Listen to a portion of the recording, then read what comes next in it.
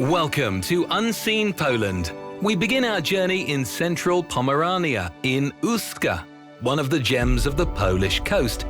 Here, golden sand bathed in sunlight and the clear waters of the Baltic create a view that is hard to look away from. Ustka's beach stretches for kilometers, offering plenty of space for everyone longing for a seaside escape.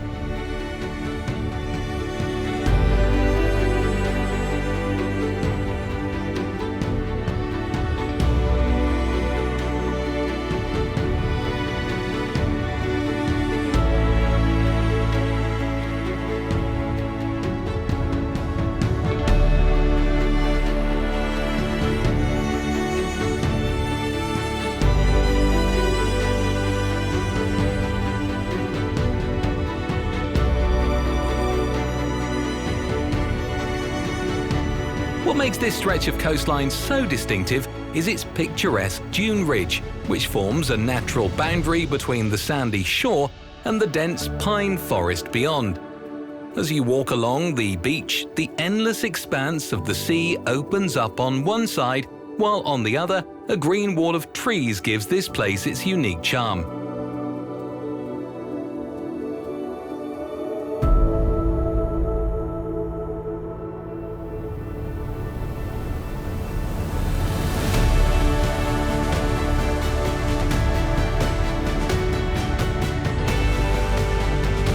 From the beach, numerous cycle paths lead inland, winding their way through the coastal forest. They offer a perfect alternative for those who want to combine time on the sand with a touch of activity. The routes are well marked and carefully laid out, allowing cyclists to enjoy the beauty of the natural surroundings and ride almost all the way to the shoreline. Between the beach and the forest lie gentle dunes, covered with the tall grasses so characteristic of this coastline. Though fragile at first glance, this vegetation plays a vital role. Its extensive root system helps stabilize the sand and forms a natural protective barrier. Thanks to these dunes, the winter storms of the Baltic, which can be truly fierce, do not reach the edge of the forest.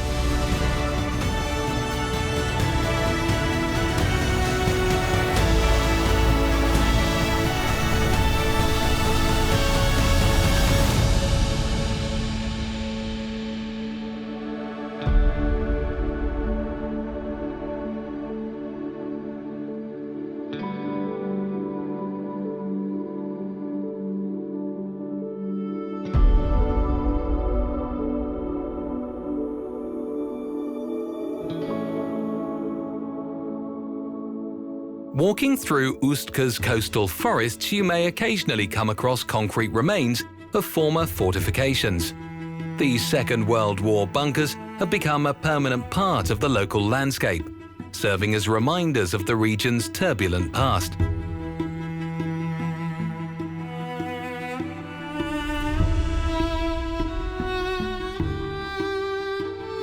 From the beach, we make our way toward the heart of Ustka, its distinctive harbour which has shaped the rhythm of life in the town for generations. Both small fishing boats and larger industrial vessels are moored here, reflecting the economic importance of this place.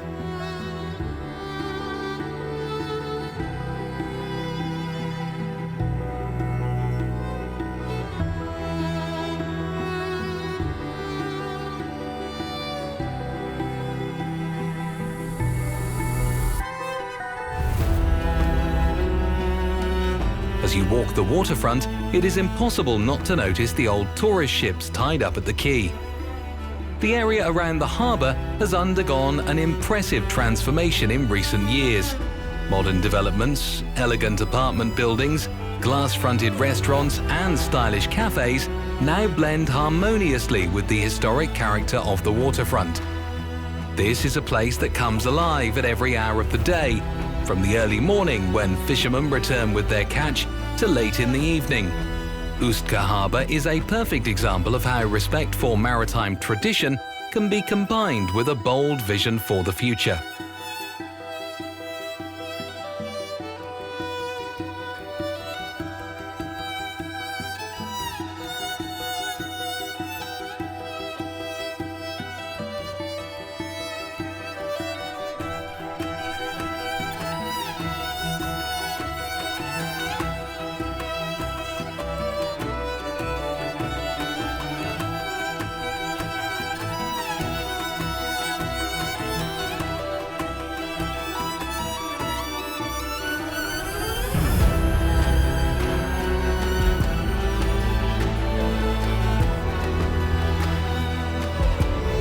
From Ustka, we head inland into central Pomerania to discover one of the region's most charming places, the Museum of Pomeranian Folk Culture in Słupia. This beautifully preserved example of traditional rural architecture in Pomerania transports visitors back to a world from more than 100 years ago.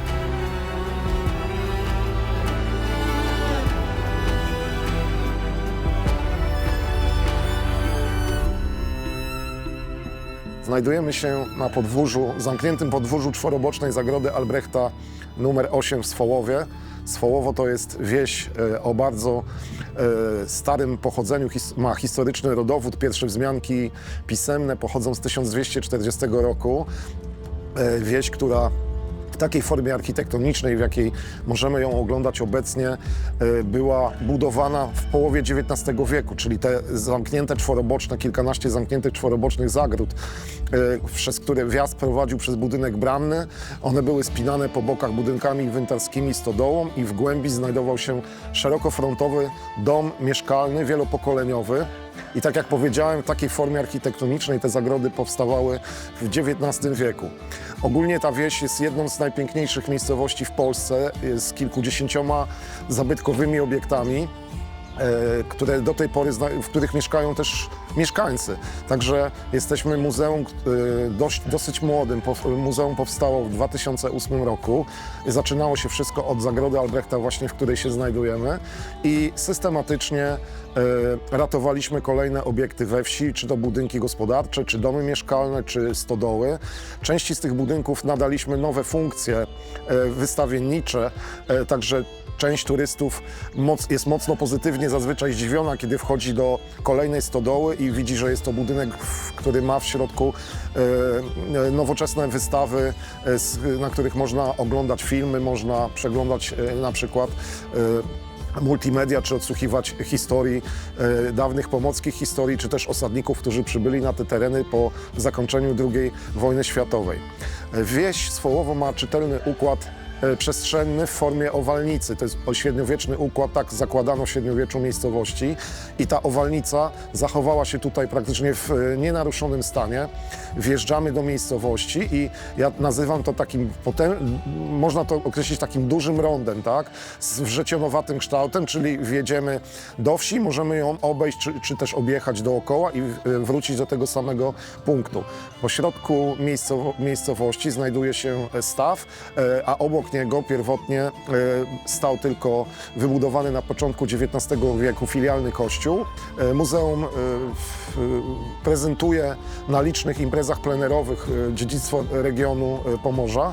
Najsłynniejszą imprezą jest gęsina, listopadowa impreza na Świętego Marcina, najlepsza pomorska gęsina. Mamy także szparagowe święto, dziecięcą zagrodę, plenery kowalskie, święta związane z obrzędowością, czyli Niedziela Palmowa i święto 15 sierpnia Matki Boskiej Ziemnej. We begin our visit in the Forge, a place that was once the heart of every Pomeranian village. In the dim light of the room, you can still make out the massive blacksmith's bellows, heavy anvils, and dozens of old tools once used by local craftsmen. From the forge, we move into the interior of a typical Pomeranian cottage, where the living conditions of more than a century ago have been recreated with remarkable attention to detail. At the heart of the room are the historic tiled stoves, around which the whole family would gather on long winter evenings. Each piece of furniture, from the heavy table to the hand-carved chests and benches, tells a story of the everyday labour and ingenuity of Pomerania's former inhabitants. With extraordinary care, the museum recreates the realities of that time, from the dishes arranged on the shelves to embroidered tablecloths and the cradles in which the youngest members of the household were rocked to sleep.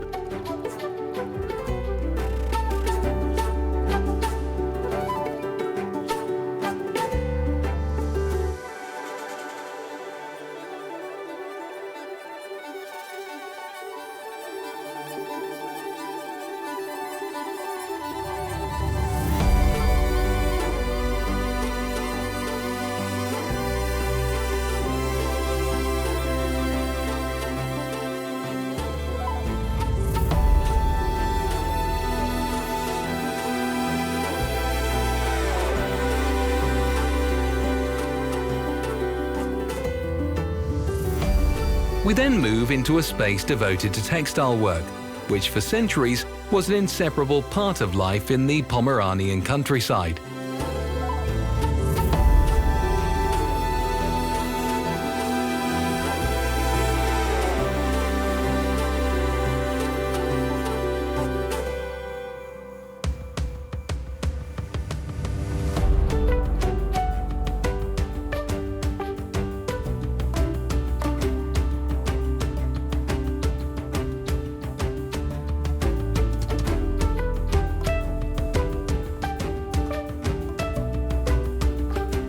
An impressive collection of weaving and textile tools has been gathered here, from simple needles, thimbles and scissors, to spindles and spinning wheels, wooden looms, warping frames and mangles. Each of these tools tells the rhythm of household work, of the effort involved in spinning, weaving and sewing. They stand as a testament to the resourcefulness of former housewives and craftsmen who, with patience and skill, created the fabrics essential to everyday life.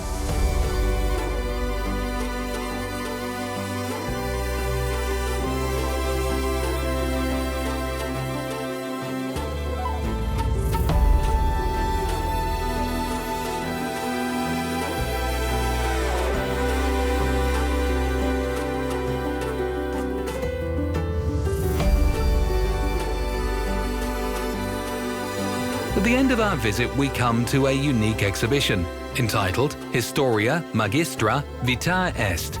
History is the teacher of life. This exhibition is dedicated to the memory of local inhabitants who, over the course of history, helped shape the identity of the Pomeranian village. Through photographs, documents and personal mementos, we discover the stories of specific families who once lived in this region.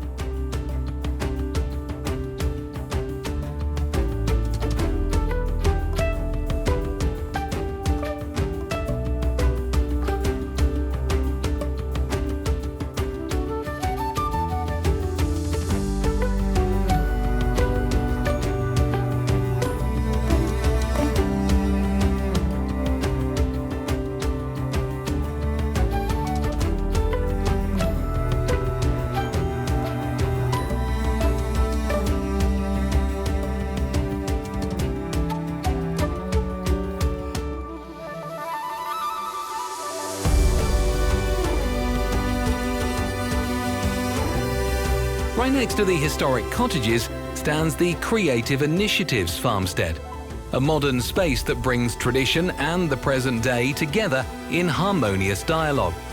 This exceptional venue, operating as part of the Museum of Central Pomerania, was created to breathe new life into local culture through workshops, meetings and artistic events. Here, visitors can take part in activities devoted to handicrafts, pottery, weaving and many other disappearing crafts, offering them a hands-on encounter with Pomeranian tradition.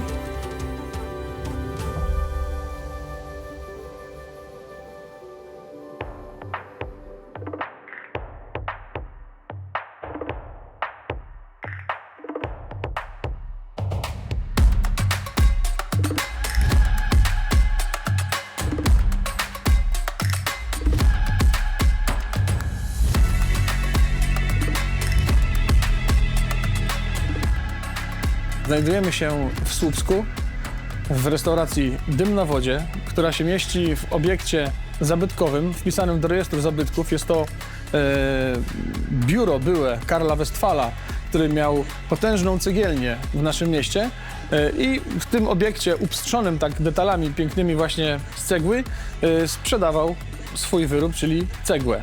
Moja okolica, czyli Kaszubszczyzna i trochę tutaj Pomorza, słynie przede wszystkim z ryb, dobrej jakości ryb, z mięs, z gęsiny, świeżych ziół. I tak to tutaj sobie gotujemy, a w moich oczach zawsze jakby dania tradycyjnej kuchni kaszubskiej, którą bardzo często się inspiruję i bardzo chętnie po nią sięgam, staram się, żeby to było już z lekkim, jak to się mówi, twistem. I tak oto na przykład żeberko w kapuście klasyczne, które serwuje się na Kaszubach, w moich oczach wygląda troszkę inaczej. Śledź po kaszubsku. Śledź po kaszubsku tradycyjnie z pomidorami, smażoną cebulą, rodzynkami. U nas się pojawia żurawina I w towarzystwie ziemniaków zawsze to jest taka para nie do rozerwania. Mamy też gęsinę. Gęsinę serwujemy teraz w sosie kurkowym w formie małych, pięknych pierożków. Ryby bałtyckie. Ryby bałtyckie, lokalne, mamy turbota, kapitalna ryba, jest teraz super sezon na nią, a także knedle, na przykład z truskawką kaszubską, które serwujemy z sosem rabarbarowym i kwaśną śmietaną. Jesteśmy przy daniach. Zacznę od chluby mojej restauracji, myślę, w tym sezonie, a jest to m.in. turbot bałtycki, którego przerabiamy w całości. Poza oczywiście tą wierzchnią skórą z tymi kamyczkami, ona na rosół jedynie się nada. Filetujemy rybę, odkładamy na bok ikrę. Mam tutaj ikrę usmażoną, zaraz o tym będę mówił. Z kości po filetowaniu ryby robimy sos tak zwany bisk, czyli wywar z pieczonych kręgosłupów z warzywami, pomidorami, winem. To jest później redukowane, przecierane i tak dalej. Ja może pokażę, jak to danie u nas wygląda w całości. Więc tak, serwujemy je w ten sposób. Na talerz wylewamy bisk. To jest strasznie drogi sos w produkcji. Na to dajemy świeże, młode warzywa, które przesmażamy bardzo mocno i bardzo krótko na patelni z młodymi ziemniaczkami. Jest tutaj rzodkiewka, jest tutaj cukinia, zielony groszek, trochę szpinaku, młode ziemniaczki.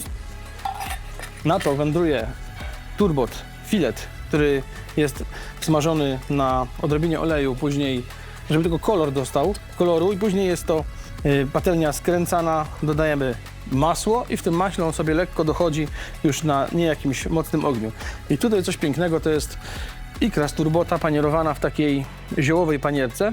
I tak się oto prezentuje całe danie na lato z bałtyckiej ryby, czyli turbot. I smacznego.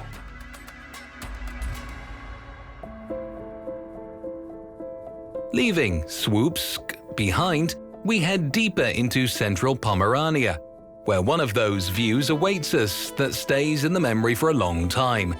A field of rapeseed glows in an intense shade of yellow so rich in colour that it is hard to believe it is the work of nature rather than a painting by a gifted impressionist.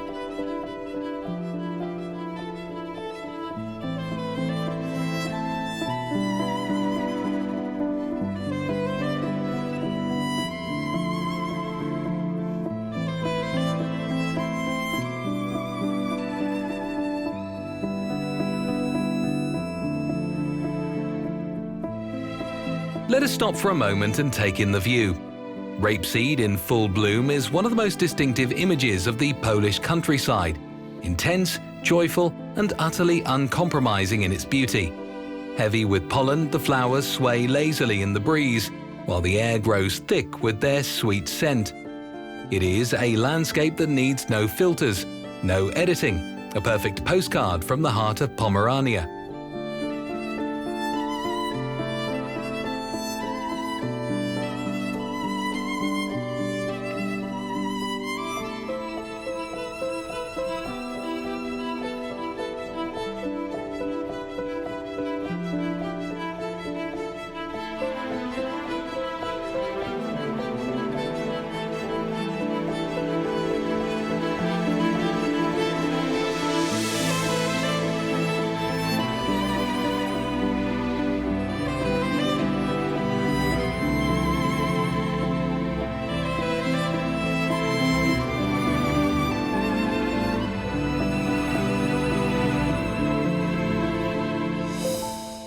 Running parallel to the road we are travelling along is a well-maintained cycle path, a quiet hero of Pomerania's routes, allowing visitors to discover the region safely on two wheels. Separated from the road by a strip of greenery, it leads through open fields and meadows, offering cyclists the same breathing views as drivers, but at a completely different pace, slower, more attentive, and closer to nature. It is routes like this that make central Pomerania a paradise for lovers of active leisure.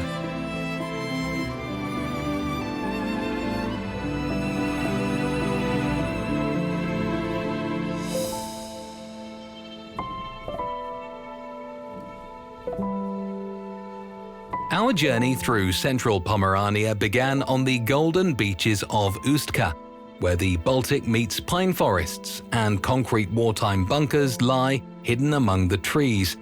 We visited the harbour, the heart of the town, a place where fishing traditions meet modern life, alongside tourist ships styled as pirate galleons.